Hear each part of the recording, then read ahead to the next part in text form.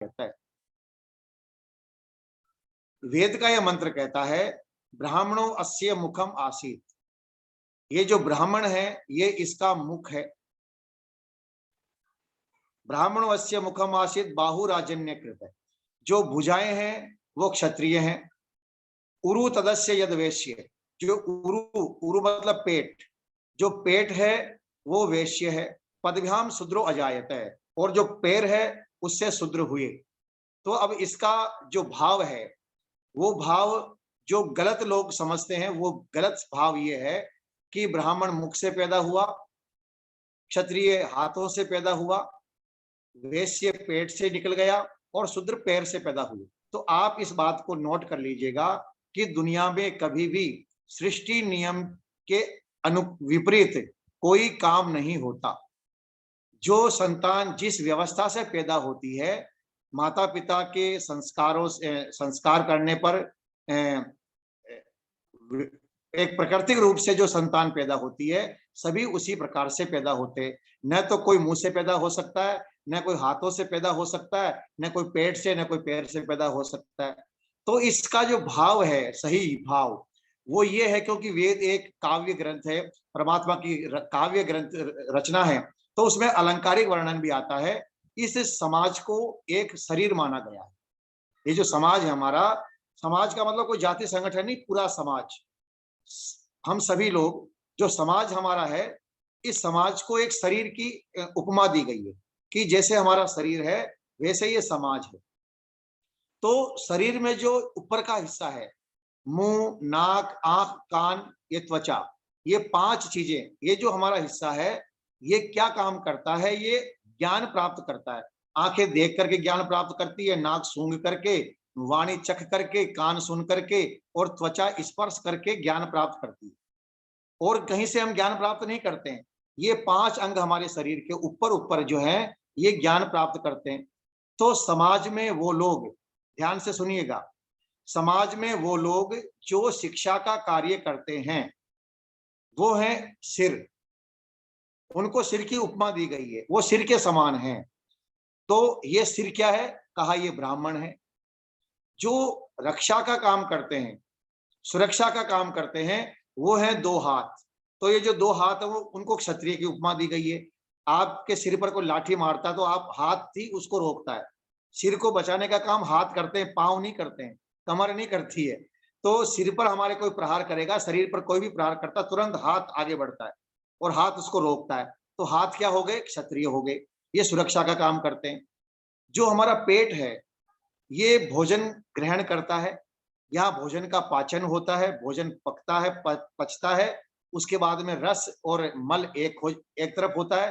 फिर यहाँ 7 धातुओं का निर्माण शरीर में होता है, और ये पूरे शरीर का भरण पोषण ये पेट करता है।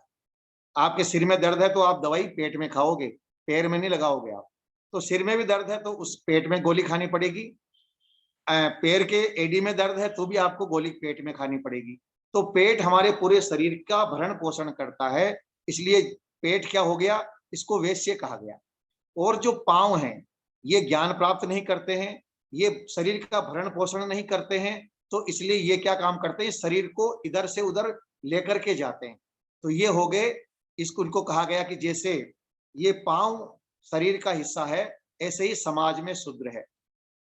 तो चलिए ये है एक उपमा जो इस शरीर की समाज के लिए बराबर में दी गई है।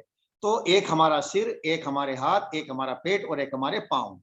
अब आ जाइए आगे किस विषय पर हम चर्चा करेंगे। देखिए, दुनिया में जितने भी काम हैं, जितने भी काम दुनिया के अंदर हैं, उन कार्यों को, उन कामों को, उस वर्क को 4 भागों में बांटा गया। कितने भागों में? 4 भागों में। सबसे पहला जो काम दुनिया के अंदर है वो सज्जनों काम है शिक्षा का। दुनिया में जितने भी लोग शिक्षा का काम करते हैं, पहला काम है शिक्षा का, पढ़ना पढ़ाना, जो बुद्धि से काम करते हैं। तो एक काम है दुनिया में शिक्षा का। दूसरा काम है दुनिया के अंदर रक्षा का, सुरक्षा का। तीसरा काम दुनिया के अंदर है व्यापार का। और चौथा काम दुनिया के अंदर होता है मजदूरी करने का। अब इसको अंग्रेजी में समझिए आप। पहला जो काम है दुनिया के अंदर वो है वाइस मैन। जो बुद्धिमान लोग हैं, बुद्धि से कार्य करते हैं, जो बुद्धि, जैसे मैं बोल करके काम कर रहा हूं, तो ये बुद्धि का काम है। आप शिक्षा का काम करते हैं, बोल करके पढ़ाते हैं, ये शिक्षा का काम है, तो वाइस मैन।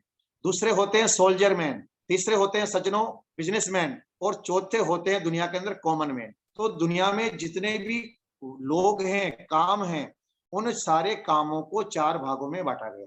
अब आप इसको तीन भाषाओं में समझिएगा, तो आपको ये वर्ण व्यवस्था सारी एक 20 सेकंड में समझ में आ जाएगी आपको। तीन भाषाओं में समझा रहा हूं मैं आपको। Vice man, soldier man, businessman, common man. अब इसको मैं हिंदी में बोलूंगा। शिक्षा का कार्य, रक्षा का कार्य, व्यापार का कार्य और मजदूरी कार्य। अब इसको मैं संस्कृत में बोल रहा हूं। ब्राह्मण, क्षत्रिय, वैश्य और शूद्र। अब मैं समझता हूं कि आप वर्ण व्यवस्था को समझ चुके हैं। अब आप देखिए, यहां पर आइए आप। सबसे पहले ब्राह्मण। ब्राह्मण किसे कहा गया है? महर्षि मनु। इस देश का दुर्भाग्य समझिए आप, कुछ लोग दुनिया के अंदर हमारे देश में ऐसे हैं जो मनु का विरोध करते हैं। कहते हैं मनु ने ये कर दिया, मनु ने वो कर दिया, मनु ने जाति व्यवस्था पैदा कर दी, मनु ने छुआछूत भेदभाव पैदा कर दिया। वो मनु पर आरोप लगाते हैं, वो मनुस्मृति को जलाते हैं। मेरा आपसे निवेदन है कि आप ऐसे लोगों से एक सवाल जरूर पूछें। आप उनसे ये पूछिएगा कि आप जिस मनु को आप गालियां दे रहे हैं, क्या आपने उस मनु की लिखी हुई किताब, उस मनुस्मृति को कभी देखा है? मैं पढ़ने की बात नहीं कर रहा हूं। उनसे केवल ये पूछना है कि भाई क्या आपने मनुस्मृति को देखा है? वो कहेंगे जी देखा तो नहीं है हमने। चलो देख भी लिया, तो क्या आपने उसको पढ़ा है? कि साहब पढ़ा तो नहीं है। चलो हमने मान लिया पढ़ भी लिया, तो क्या आपने उसको समझा है? यदि समझ लेते तो आप विरोध नहीं करते। जिस किताब को हमने देखा नहीं, जिस किताब को हमने पढ़ा नहीं, जिस किताब को हमने समझा नहीं, हम उसका विरोध करते हैं, उसको जलाने की बात करते हैं। यदि गलत है तो आप जलाइए, हम आपको मना नहीं कर रहे हैं। यदि आपको लगता है कि इसमें गलत बातें लिखी हुई है, आप इसमें आग लगाइए, और हम माचिस हम दे देंगे आपको चाहे। लेकिन जिस किताब को आपने नहीं पढ़ा, जिस किताब को आपने देखा तक नहीं है, आप कहते हो उसमें तो ऐसा लिखा, उसमें ऐसा लिखा, उसमें ऐसा लिखा। तो पहले आप उस किताब को पढ़िएगा, तो उस किताब को देखिए, फिर पढ़िए, फिर समझिए। ये हमारा भ्रम होता है। अब भ्रम की स्थिति पैदा क्यों हुई, ये भी मैं आपको बता रहा हूं। ये मेरे पास में मनुस्मृति है, आप देख लीजिएगा। ये इतनी मोटी किताब है, ये मनुस्मृति है। क्योंकि मोबाइल थोड़ा सामने से है, इसलिए आपको साफ दिखाई नहीं देगा। मनुस्मृति ये लिखा हुआ है। और ये किताब लगभग मैं समझता हूँ शायद 450 रुपये में आई होगी। इसकी कीमत है 600 रुपया। और ये किताब कहाँ मिलती है? एक ऋषि, वेद वेद ऋषि नामक एक, क्या बोलते हैं उसको, वेद ऋषि नाम का एक जो है स्थान है, .com बना हुआ है। वेद ऋषि नाम का .com है, उस पर आप जाएंगे, ये किताबें वहां आपको उपलब्ध हो जाएंगी, वहां से आप खरीद भी सकते हैं। तो ये किताब मनुस्मृति थोड़ी मोटी है, इसको आप खरीदिएगा। अब इस मनुस्मृति के अंदर दो चीजें आपको याद रखनी है। पहली चीज ये है सज्जनों कि इस मनुस्मृति के अंदर बहुत ज्यादा मिलावट लोगों ने की है। हमारे बहुत सारे ग्रंथों के अंदर, एक जब अंग्रेज इस देश में था, अब ये बहुत बड़ा लंबा इतिहास, में उसमें नहीं जाऊंगा क्योंकि समय हमारा मुख्य विषय छूट जाएगा। अंग्रेजों ने इस देश की संस्कृति को मिटाने के लिए हमारे इतिहासों के अंदर, हमारे ग्रंथों के अंदर लोगों को लालच दे करके, आप जानते हैं मैक्स मुलर एक अंग्रेज विद्वान हुआ है, वो संस्कृत पढ़ी उसने, और ऐसे ही कई अंग्रेजों ने संस्कृत पढ़ी, और कई भारत के विद्वानों को साथ लेकर के उन्होंने हमारे ग्रंथों में मिलावट की। और मिलावट इसलिए की जिससे कि लोगों को इसकी वास्तविकता से दूर हो जाए, और ये जो मिलावट है वो सामने आ जाए। महर्षि वेदव्यास ने जो महाभारत लिखी थी, वो महाभारत में 4,500 श्लोक थे, लेकिन आज जो महाभारत है उसमें 1,00,000 श्लोक हैं। यानी कि महाभारत में 95% मिलावट लोगों ने कर दी। इसी प्रकार से रामायण में मिलावट की है, इसी प्रकार से मनुस्मृति में मिलावट कर दी, और भी सारे ग्रंथों में मिलावट की। केवल वेद को छोड़ करके सारे ग्रंथों में थोड़ी बहुत किसी न किसी प्रकार से लोगों ने मिलावट की है। तो इसी प्रकार से इस मनुस्मृति में भी मिलावट की है। जब ये किताब आप खरीदेंगे तो इसके अंदर आपको दोनों प्रकार के श्लोक मिलेंगे। इसमें मिलावट किए हुए श्लोक भी मिलेंगे, और जो असली श्लोक है वो भी मिलेंगे। अब आप कहेंगे साहब श्लोक यदि मिलावट है हमें कैसे पता चलेगा? तो देखिए, इसका पता सामान्य व्यक्ति नहीं लगा सकता।